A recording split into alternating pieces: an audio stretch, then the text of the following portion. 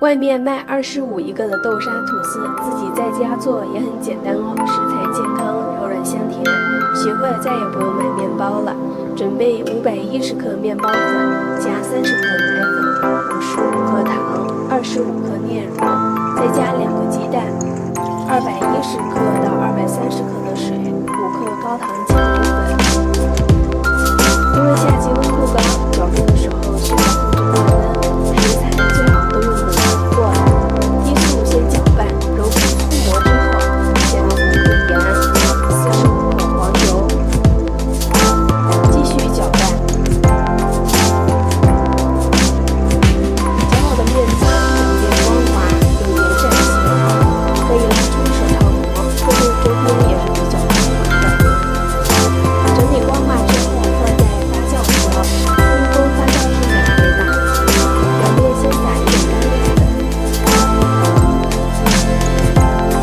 像这样按压排挤，然后分成2份，每一份大概是500克。分享2种造型的豆沙吐司。第一种需要把面团再切成2份，包上豆沙馅，收口的地方捏紧，然后放在发酵盒先至15分钟。这个时间来做另外一个方式，把那个500克的面团直接擀薄，在一半的位置上铺上豆沙馅，注意不要铺得太厚了，因为豆沙太重的话，面团撑不起来，会影响面包长高。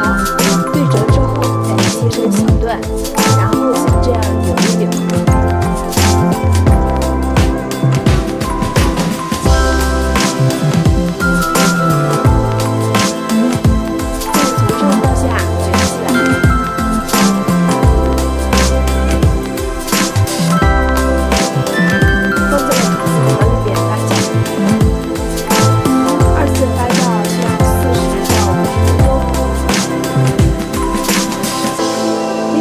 面包也松弛好了，尽量擀长一点，